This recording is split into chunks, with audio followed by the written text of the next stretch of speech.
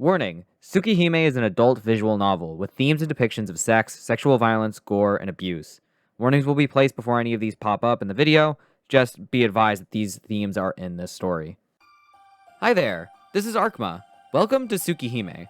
Tsukihime is an adult visual novel released in the year 2000. It features 2 different stories and a branching narrative depending on which of the 5 girls' route you decide to go down, as well as multiple endings for almost all of them.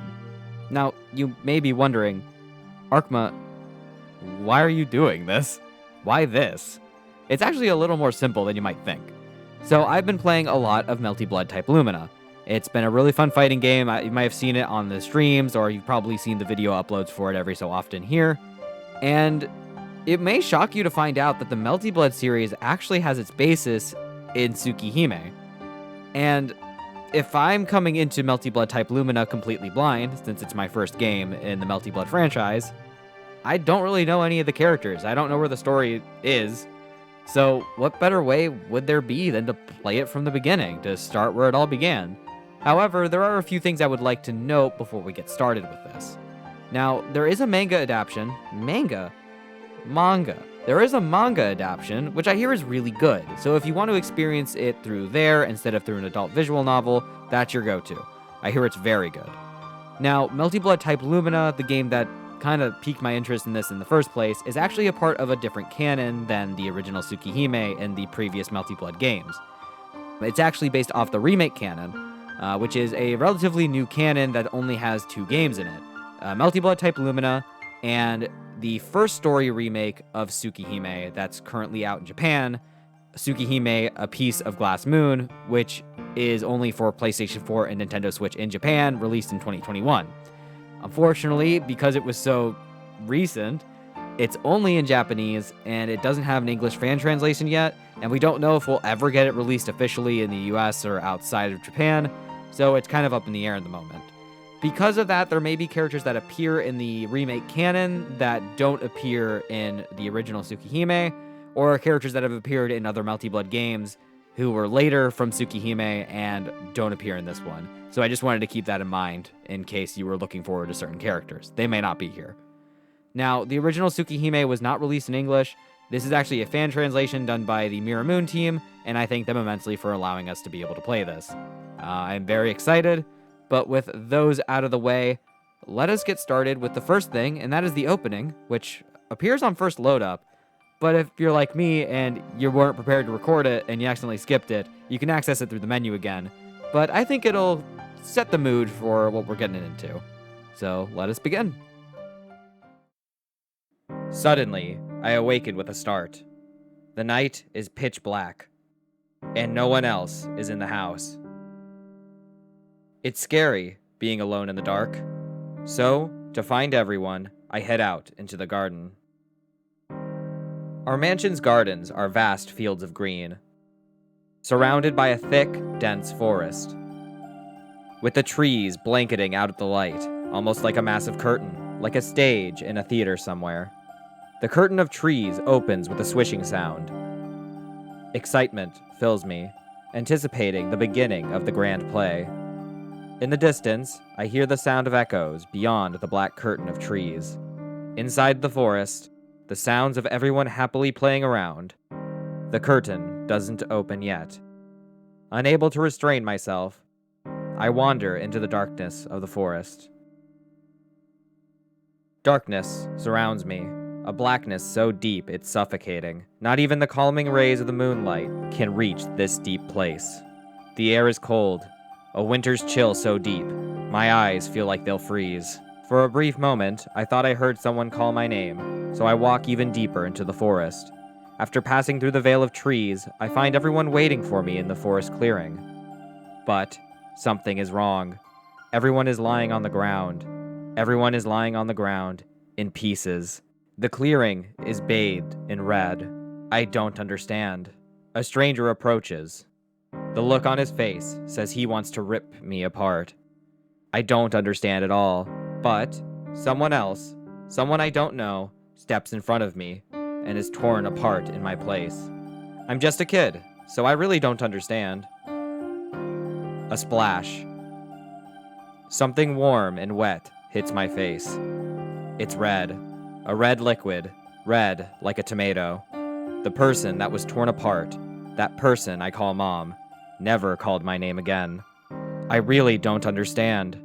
But it is just so cruel. I wanted to cry. I just felt like crying. Warm crimson blurs my vision, seeping into my eyes. But it doesn't bother me at all. The lonely moon floats above me, bearing witness in the night sky. It's strange. Why didn't I realize until now? Such a cold, horrible nightmare. Yes, I didn't realize it. That tonight, the moon is so beautiful. A bit of a violent start, but yet there's still a lot of questions that are set up there. But we'll have to keep that in the back of our mind for now, as we start with the game proper and make our way to the prologue, which will be the same no matter which route you pick, as there are no choices up till Chapter 1. A prologue. Not the prologue, a prologue. Our point of view character is Shikitono, a young boy around 8 or 9 years old. He awakens in a hospital, confused as to how he got there. His doctor in the room explains that he was involved in a car accident, and though his chest was pierced by glass, he managed to survive. However, after he's explained this, Shiki is less focused on the near-death experience he's just had, and is more confused about something he can physically see, and something that catches his doctor off guard. All over the room, and even on the doctor as well, he sees lines or scribbles all along them. They are only visible to him, and only him. He sees them all over, and it's negatively affecting him to the point of nausea. Even after the doctor leaves, he still sees these lines, and he decides to explore one. He notes that, after sticking his finger in it, he could probably stick something thin enough if he had it. There's a nearby fruit knife, and he takes it, and sticks a knife into his hospital bed. With ease, he's able to draw all the way through the crack, and it results in the bed snapping in half. The doctors don't exactly believe him about the lines, and they're still confused as to how he was able to break the bed. And unfortunately, this means young Shiki is left to think about it on his own. He reckons after a while that he could probably cut anything with those lines, and even possibly people, though he doesn't give that a test. He starts to realize that these lines act as some form of connection or a connector. They keep things together, and they're not something that normally you should be able to see, but now he sees them and no one will believe him. It starts to worry him. Out of desperation and fear, he tries to leave the hospital, but the wound on his chest still acts up and he's not able to get too far, and he's only able to bring himself a little ways away from the hospital, a grassy field. However, a voice speaks to him there. My chest hurts, and I feel so sad. I collapse to my knees and cough. There's nobody here. Drowning in this ocean of green at the end of summer, I feel like I'm about to disappear. But before that, hey you! It's dangerous to sit down in a place like that. I hear a woman's voice from behind me. Eh? What do you mean, eh? You're already a runt, so I can't see you if you're sitting in the grass. I was this close to kicking you, so watch out. She points at me rather grumpily. I get a little angry. After all, I sit in the 4th row from the front, so I don't think I'm that short. Kicked? By who? Isn't it obvious, stupid? You and I are the only ones here, so who else could it be but me? She declares this confidently as she folds her arms. Well, I suppose it must be fate that we met here, so you want to talk for a little while? My name is Aozaki Aoko. What's yours?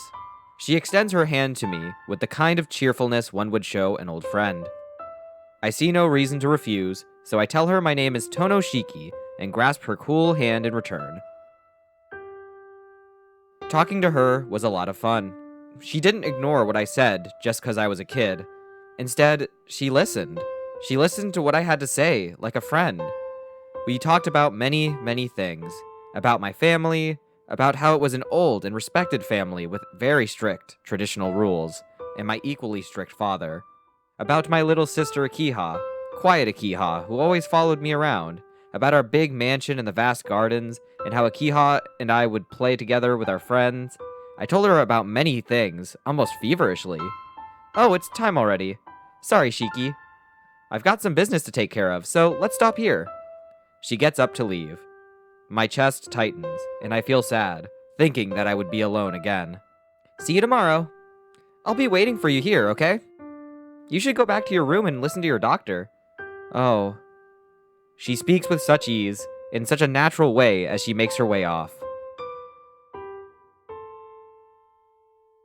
See you tomorrow.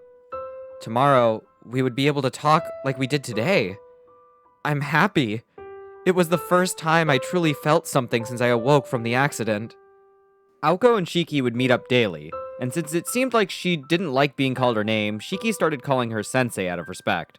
Having someone to talk to and who would listen slowly brought him out of his despair, and he started to feel more like himself again. One day, in an attempt to impress her, he shows her his ability to cut along the lines. Amazing, isn't it? I can cut anything easily. As long as it's somewhere, I can see the scribbles. No one else can do this, right? Shiki! She slaps me across the face. I hit the mic. Wait. Sensei? What you just did was extremely thoughtless. Sensei gives me a hard, piercing glare. I don't know why, but I realized I just did something I definitely shouldn't have done.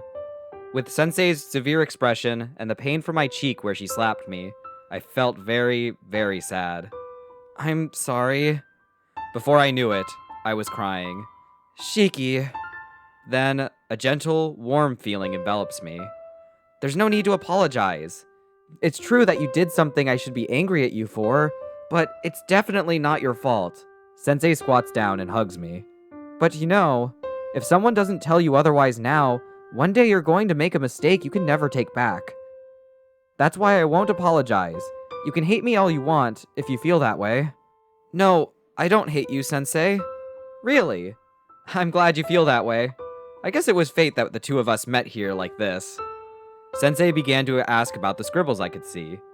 As I told her about the lines, the black jagged lines that somehow only I could see, Sensei's embrace tightened. Shiki, what you are seeing is something that should never be seen by anyone or anything. Everything in existence has points where they are most easily broken.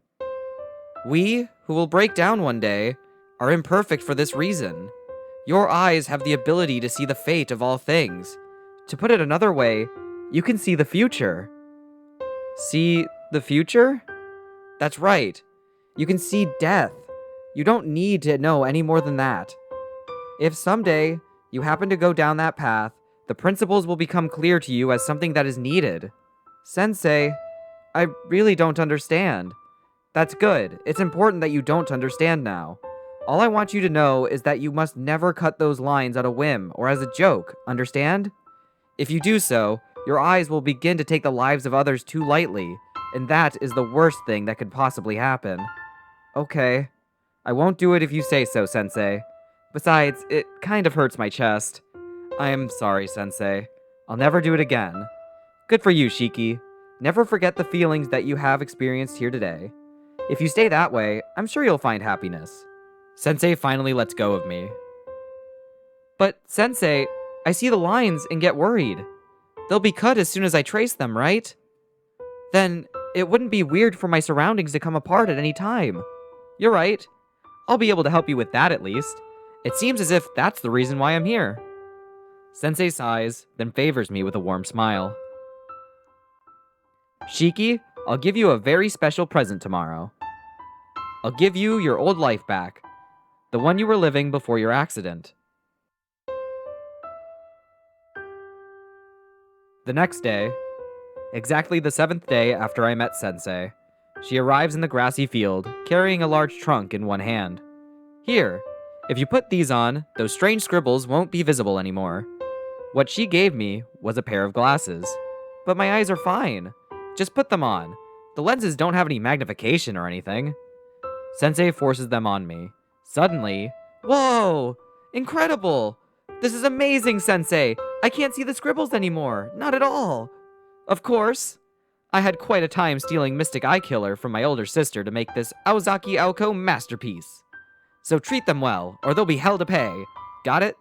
Yep, I'll take good care of them. You're incredible, Sensei. You made all those horrible lines disappear just like that. It's like magic. Of course, I am a sorceress after all. Giving me a proud smile, Sensei puts her trunk down on the ground. But know this, Shiki. Those lines haven't disappeared. It's just that you can't see them. Once you take the glasses off, you'll be able to see them again. Really? Yes. That's the one thing that cannot be fixed. Your only choice is to keep living your life and do your best with the eyes you have now. No, I don't want these scary eyes. If I cut the lines again, I'll end up breaking my promise to you. Oh, you mean never cutting the lines again? Silly, you can break that promise whenever you like. Really? But you said it was something I shouldn't do. Yes, it is. But that is your gift, Shiki. It's yours to use as you see fit. No one else but you has the right to judge you. But out of all the abilities one can have, yours is terribly unique. If you have such a power, that means there is a meaning behind you having it. God doesn't give us powers for no reason. You might say that you were given the mystic eyes of death perception because one day, a time will come when you will need them. That is why you must not live in denial of their existence. Sensei squats down so our eyes would be level. But you know, that's why you must never forget. You are a very kind and honest person, Shiki. As long as you remain the way you are now, your eyes will never bring forth any wrong. However, I'm not telling you to become a saint. All I'm saying is, live true to yourself, and become a man in the manner that you think is right. Since you can accept your mistakes and are able to apologize, I know that in 10 years, you will become a great man. That being said, Sensei stands and reaches for her trunk. Oh, but I must say, unless in exceptional circumstances, you shouldn't take the glasses off. Special powers attract other special powers. Only when you decide there is no other way you should take off those glasses, and even then, be mindful of how you use your power. Power in itself is not evil. What is evil rests solely in the hearts of the ones wielding such power. Be it for good or evil, it will be up to you and the choices you make. She picks up her trunk. Sensei doesn't say anything more after that, but deep down, I knew we would have to part. It's impossible, Sensei. I can't do it. I won't understand just by myself. The truth is, I was so afraid before I met you. I was only able to return to being me because you were with me. I can't do it. Not even with these glasses. If you're gone, I can't do it. Don't say such things, Shiki.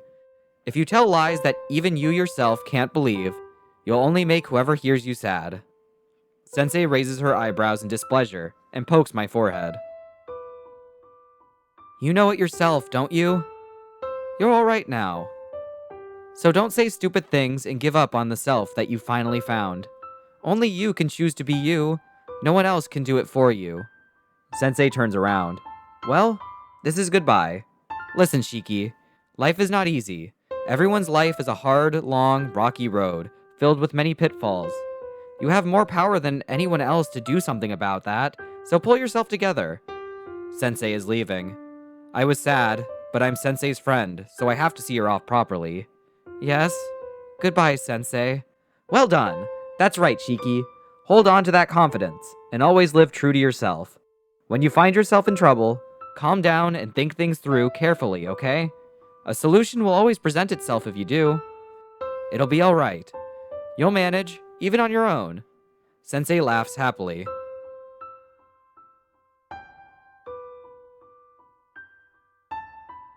The wind blows. The field of grass sways in unison. Sensei was already gone. Goodbye, Sensei. After saying that, I really felt that I would not see her again. All that remained were her many words and these mysterious glasses. It was only 7 days, but she taught me things more valuable than anything else. As I stand there by myself, I feel tears well up in my eyes. Man, I was such a fool. I could only say goodbye. I couldn't even say a single word of thanks to her. Soon after this, Shiki left the hospital. However, he was not allowed to return to the Tono mansion. Instead, he would be made to live with a different group of family, the Arimas, for several years until Chapter 1 of our story starts. It is in this chapter that Shiki Tono's life will change once again. Number 1, Inversion Impulse 1. First day, October 21st, a Thursday. Oh boy. 8 years after the prologue, Shiki is now in high school, able to live his life mostly as normal at the Arimas thanks to the glasses Aoko gave him. However, though his eyes are protected with Aoko's glasses, the accident still affects his body, which left a large scar on his chest and results in him suffering from anemia. This makes people aware of this, worry for him, but despite the anemia, he's quite athletic and still keeps himself up and positive. However, on this autumn day, he leaves the Arimas for school for the last time. The Tono family is a very influential family in the business world, with the family living in a large Western-style mansion on the opposite side of town, and on this day, he received word from the head of the Tono family to come back to the mansion. This came as quite a shock, as despite living with the Arimas for so long, he was kept away completely from the Tono family, with no word from them until today.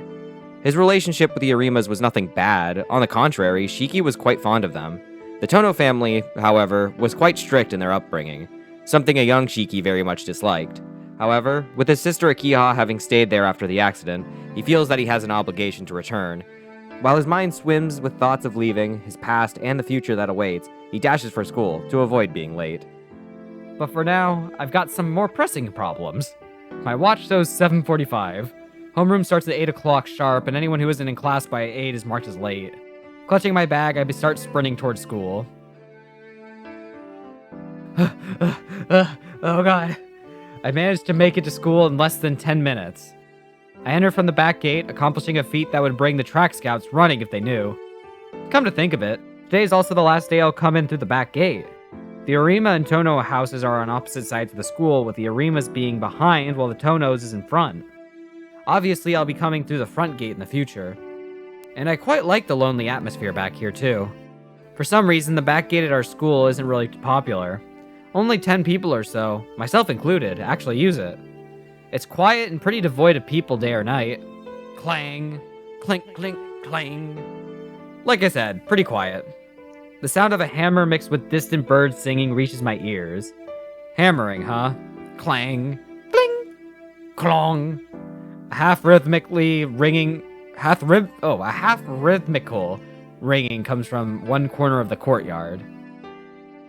What is that? Homeroom begins in less than 10 minutes. I don't have time to stop and find out, but I am pretty curious. Right now... Oh, it's the first choice, oh god. There's only a few minutes until homeroom. I have to head right away, or I'm curious, so I'll take a look. This is the first choice in the game.